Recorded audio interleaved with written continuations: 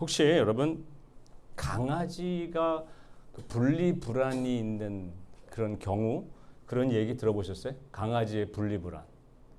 네, 하도 요즘에는 강아지 반려견들에 대한 얘기가 많아서 이제는 분리불안이라는 말이 생소하지가 않아요. 이게 뭐냐면 강아지가 보호자로부터 떨어지게 되면 보이는 불안 증세를 말해요.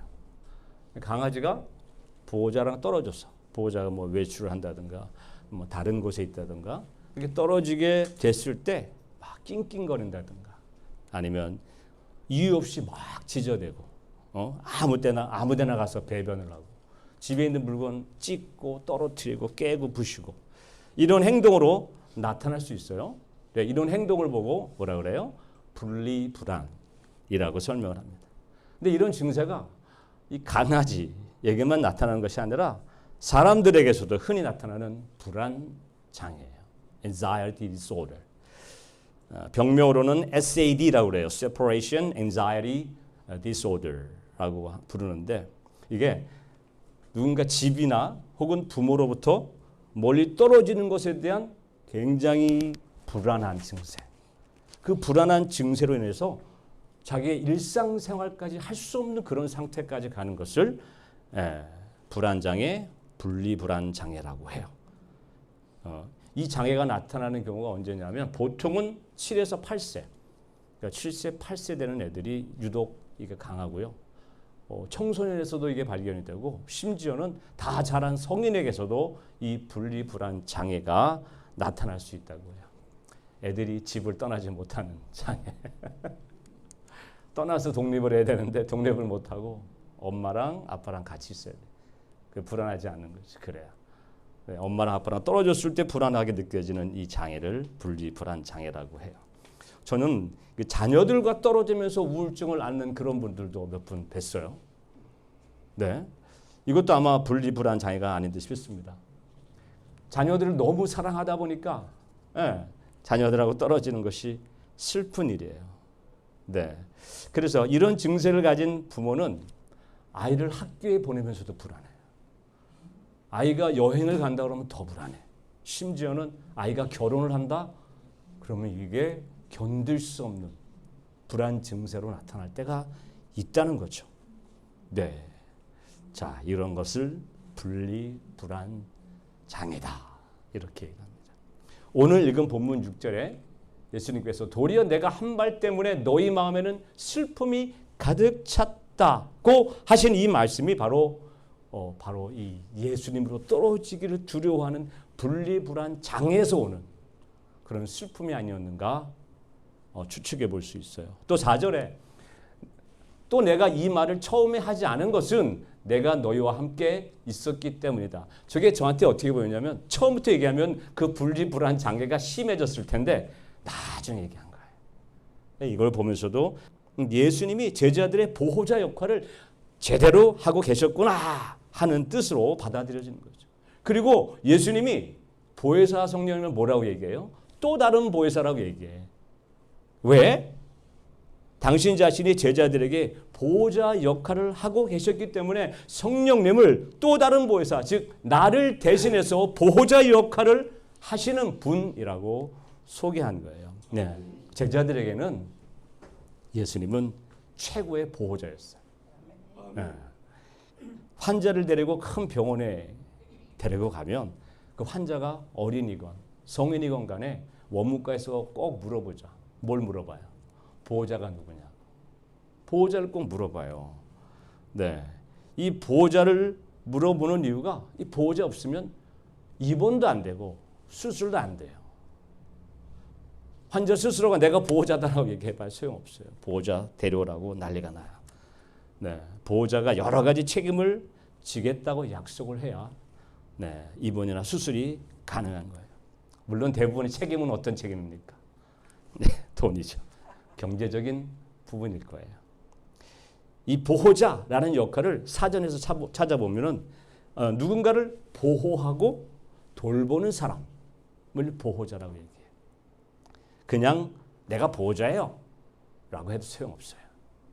이 보호자는 법적으로 아니면 사실상의 보호자여야 하고 그 보호자는 법률적으로 의무와 권리를 갖게 됩니다. 보호자는 그래서 보호를 받는 사람의 신체적으로나 또 정서적으로나 아니면 일상생활 전부 모든 것에 걸쳐서 돌봄과 지원을 제공하는 역할을 해야만 해요. 그게 보호자예요.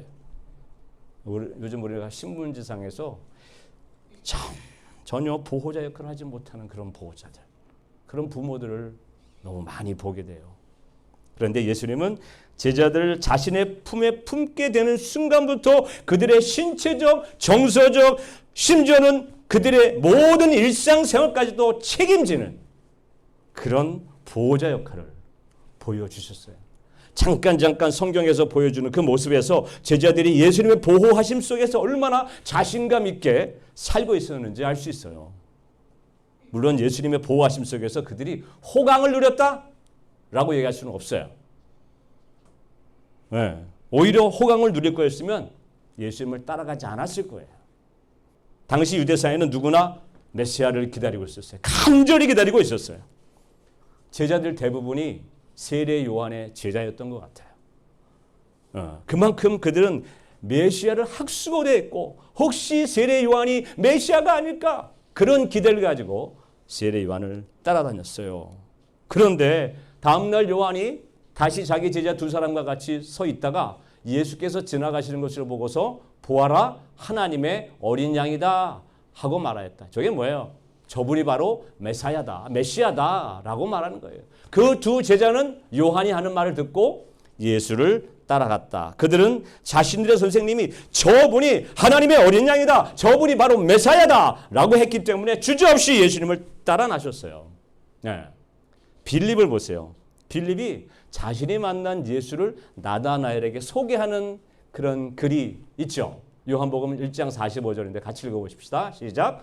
빌립이 나다나엘을 만나서 말하였다. 모세가 율법책에 기록하였고 또 예언자들이 기록한 그분을 우리가 만났습니다. 그분은 나사렛 출신으로 요셉의 아들 예수입니다. 이렇게 소개받고 나서 나다나엘이 나중에 예수님의 제자가 된 이유를 밝히죠. 그게 뭘까요? 다 같이 시작. 나다나엘이 말하였다. 선생님은 하나님의 아들이시요 이스라엘의 왕이십니다. 누가복음에도 예수님이 마태를 부르는 장면이 나와요. 마태의 직업이 뭘까요? 세리예요. 같이 읽어보십시다. 시작. 그 뒤에 예수께서 나가셔서 레위라는 세리가 세관에 앉아있는 것을 보시고 그에게 말씀하셨다. 나를 따라오너라. 레위는 모든 것을 버려두고 일어나서 예수를 따라갔다. 네, 마태의 원래 이름은 저기 나온 대로 레위예요. 마태복음 얘기한다면서 레위가 나왔네. 예, 마태의 원래 이름은 뭐다? 레위다. 레위가 예수님을 만나고 나서 예수님을 만나고 나서 하나님의 선물이라는 뜻의 마태로 이름을 바꾼 것 같아요.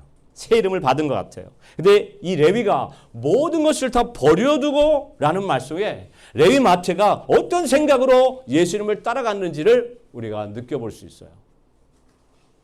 세리였으면 당시에 사람들한테 온갖 욕을 다 먹었어요. 그럼에도 불구하고 그는 호강에 겨워 살고 있었어요. 왜? 돈이 많았으니까.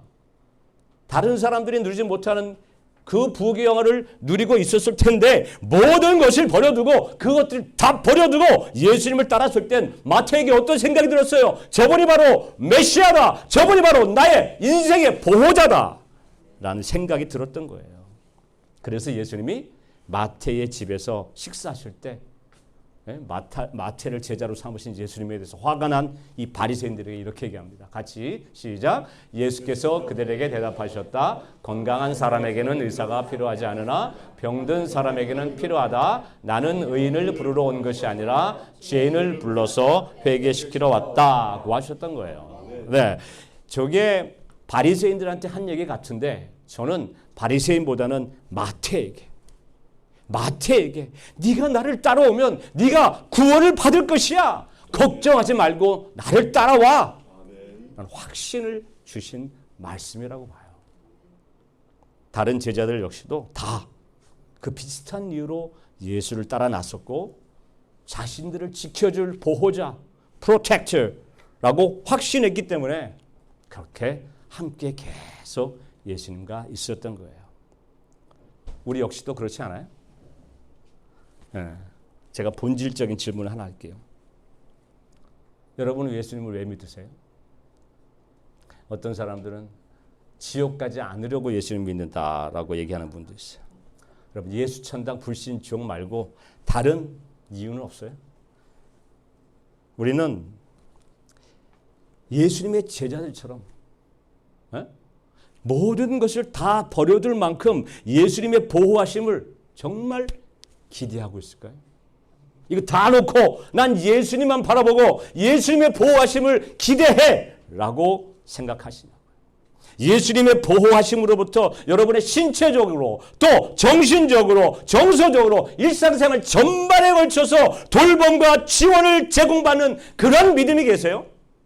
예수님이 여러분에게 신체적으로 정서적으로 일상생활에서 나를 다 도와주시는 분이야라고 예수님을 기대하시냐고요. 아멘.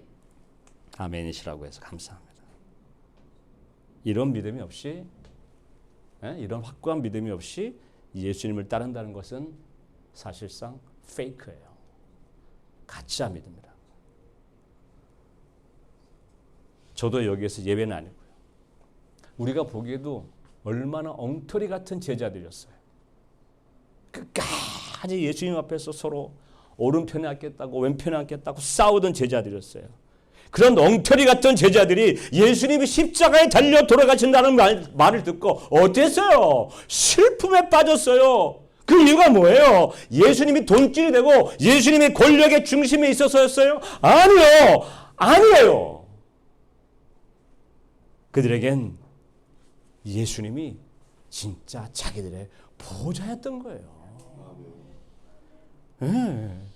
분리불안을 느낄 만큼 예수가 떠나간다는 사실에 충격을 받고 슬픔 가운데 있었던 사람들이 전폭적으로 예수를 의지하고 의존했던 거예요. 이분이 안 계시면 나 어쩔까?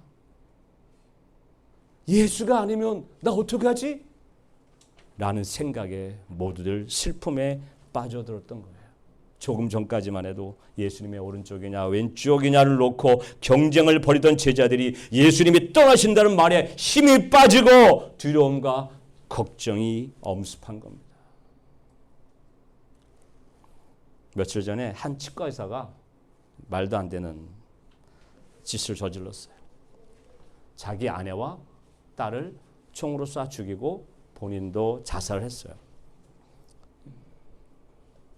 자기가 죽으면 아내와 딸이 살아갈 날이 막막해서 그렇게 해서 딸과 아내를 죽이고 자기도 죽었다. 죽을 것이다 라는 유서를 남겼다 그래요. 무슨 말도 안 되는 소리죠. 하지만 그만큼 아내와 딸이 감당할 그 삶의 무게가 컸기 때문에 그 치과에서는 그런 착각을 했던 것 같아요. 예수님도 이미 자신을 보호자로 선택하고 보호자를 알고 보호자 밑에서 그렇게 보듬었었던 그렇게 케어를 받았었던 제자들을 그렇게 남겨놓고 혼자 가신다는 게 마음에 걸렸어요. 나는 이제 더 이상 이 세상에 있지 않으나 그들은 세상에 있습니다. 나는 아버지께로 갑니다. 부탁하는 거예요. 이 자녀들을, 이 제자들을 좀 부탁한다고. 거룩하신 아버지, 아버지께서 내게 주신 아버지 이름으로 그들을 지켜주셔서 보호해 주셔서 우리가 하나인 것 같이 그들도 하나가 되게 하여 주십시오.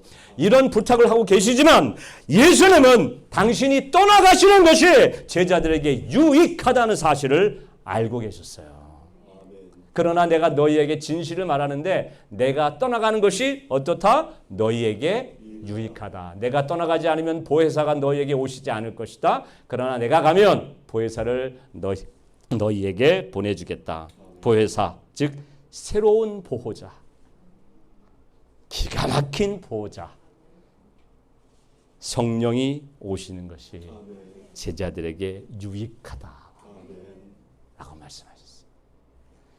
너희에게 유익하다가 ESV 성경에서는 your advantage. advantage가 뭐예요? 유리한 쪽이잖아요. 유리한 쪽. 유리하다 그런 뜻이죠. 여러분 예수님의 죽음은 하나님의 그 놀라운 구원의 그림 중에 일부, 큰 그림의 일부예요. 여러분 예수님이 아버지께로 가서 보혜사 성령을 제자들에게 보내시는 것을 알려주시고 그들이 알도록 하는 것이 십자가에 죽을 것이다 라고 얘기하는 것보다 더 중요해요. 사실은.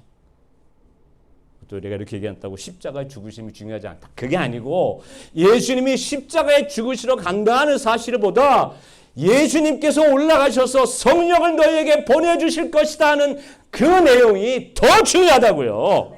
제자들은 예수님이 육체적으로 죽으시는 일은 너무 몰두해서 더 중요한 성령이 오심을 간과하고 있어요. 아무리 얘기해도 성령이 오심에 대해서는 관심이 없어요. 예수님이 똑같은 자리에서 4번이나 얘기하고 있는데 그들은 그냥 예수님이 죽으러 간다는 일에만 온통 관심이 쏘여 있어요.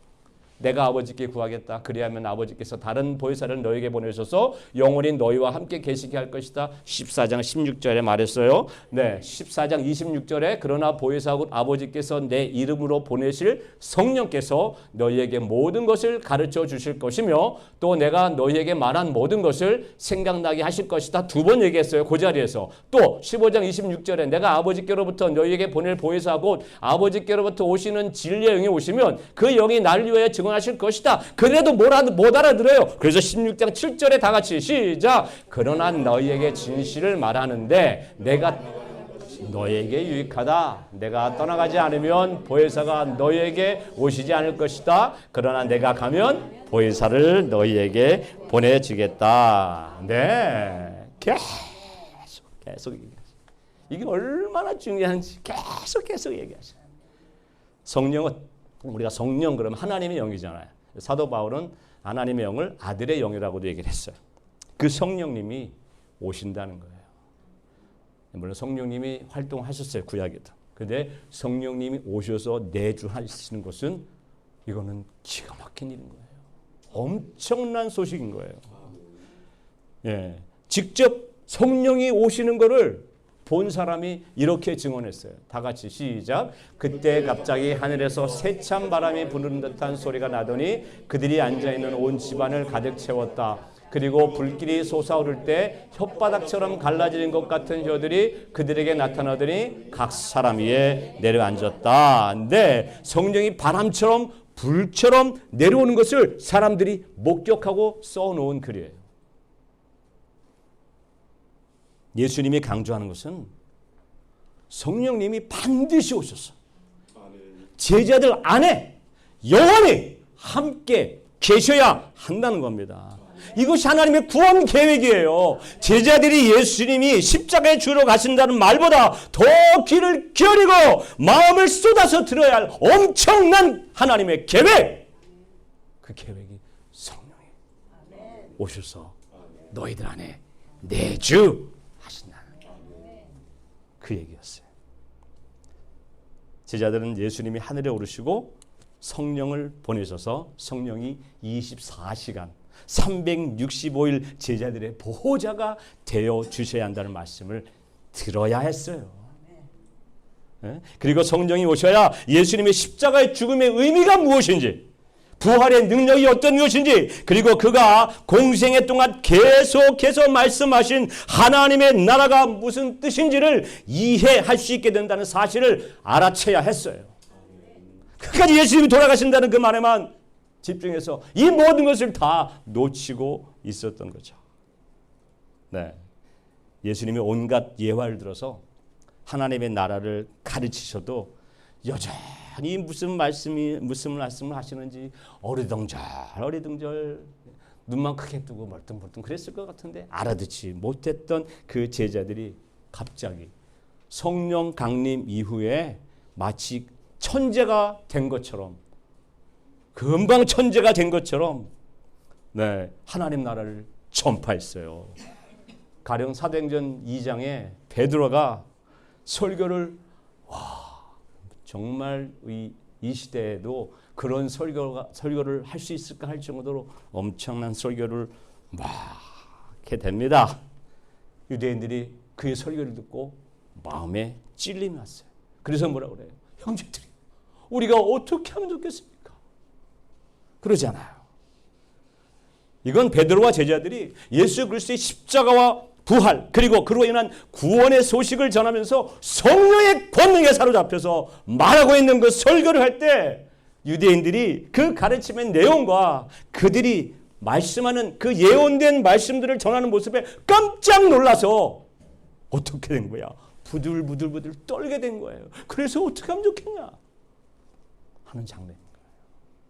이렇게 변했어요. 같이 읽어보십시다. 시작. 우리 주 예수 그리스도의 하나님이신 영광의 아버지께서 지혜와 계시의 영을 여러분에게 주셔서 하나님을 알게 하시고 여러분의 마음의 눈을 밝혀 주셔서 하나님의 부르심에 속한 소망이 무엇이며 성도들에게 베푸신 하나님의 영광스러운 상속이 얼마나 풍성한지를 여러분이 알게 되기를 바랍니다. 예, 여러분 마찬가지예요. 우리가 24시간 365일 동안 성령의 보호하심 속에 살고 있다는 그 사실, 그리고 예수님의 동정나 탄생에 대한 이야기를 듣거나 예수님의 십자가의 죽음을 들을 때, 그리고 인간사에서는 도저히 일어날 수 없는 예수님의 부활 사건을 대할 때 이 모든 사실들이 믿어지게 되고 확신이 드는 이유가 있겠죠. 네. 어디 한번 이 사실을 믿는 분들이 한번 설명해 보세요. 왜 이게 믿어져요? 이 말도 안 되는 사실이. 네. 이 사실들이 그럴싸해서 믿어지세요? 네? 그럴싸해요, 그게? 도저히 그럴싸할 수 없어요. 도대체 이것들이 믿어지는 것을 우리가 어떻게 설명할 수 있겠어요? 아니, 학교에서 10년 동안 계속 진화론을 배웠는데 갑자기 교회에 오니까 창조론을 얘기하는데 그 창조론이 믿어져. 노아의 홍수가 믿어져요. 예수님이 다시 오신다는 말이 믿어져요. 어떻게 믿어지냐고요, 이게.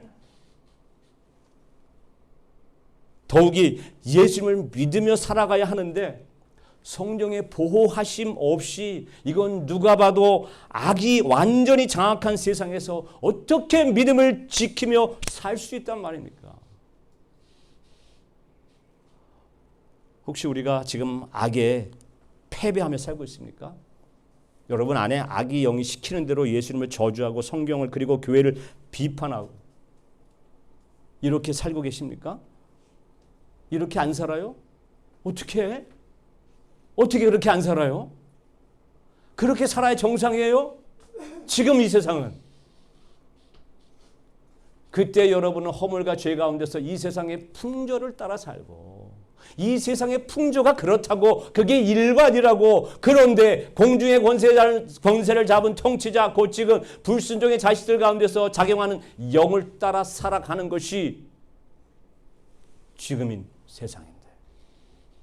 또 하나, 하나님의 성령을 슬프게 하지 마십시오. 여러분은 성령 안에서 구속의 날을 위하여 인치심을 받았습니다. 모든 악독과 적정과 분노와 소란과 욕설은 모든 악의와 함께 내버리십시오. 이거 버리고 살잖아. 이걸 우리랑 상관없는 것처럼 살잖아. 이게 어떻게 가능하냐고요. 그래서 예수님께서 성령이 오셔야 이런 것들이 가능하다 하는 것을 알려주시려고 그렇게 몇 번이고 강조하신 거예요.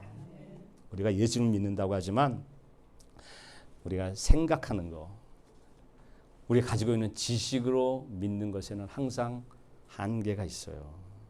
그래서 저는 가끔 그러잖아. 나에게 믿음을 주세요 기도하는데 그것보다 우선은 하나님 나에게 성령으로 충만케 해주세요.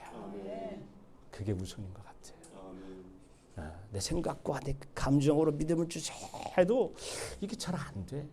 성령이 오시면 어떻게 이렇게 금방 믿어질까요? 성령이 오시면 우리 알리에게도 성령이 충만하게 임하시기를 소원합니다. 성령이 주시지 않는 믿음으로는요, 예수님을 나의 주님, my Lord라고 받아들이기 어렵습니다. 그러므로 나는 여러분에게 알려드립니다. 하나님의 영으로 말하는 사람은 아무도 예수를 저주를 받으라 하고 말할 수 없고, 또 성령을 힘입지 않고서는 아무도 예수는 주님이시다 하고 말할 수 없습니다. 여러분, 성령을 힘입지 않고서는 아무도 예수는 주님이시다 하고 말할 수 없기 때문에 제자들이 오순절에 그렇게 180도 바뀐 모습을 우리에게 보여주었다는 것이 설명되는 거예요. 그리고 예수님의 제자들에게 성령이 오셔서 그들 안에 함께 계셔야 한다고 강조하신 이유가 분명해지는 겁니다. 오순절 성령 강림 후에야 비로소 예수님을 그냥 주여 주여 말로만 입술로만 주여 주여 하던 이 제자들이 예수님을 진짜 주님으로 받아들였다는 거예요. 성령이 오시니까 예수가 진짜 주님 으로 보였다는 겁니다. 예수님이 진짜 저와 여러분의 주, Lord가 맞습니까? 맞다면 그 주님이 여러분을 축복하시길 권합니다. May the Lord bless you. 그리고 성령께서 늘 여러분과 함께 하시기를 기원합니다. And may the Holy Spirit be with you always.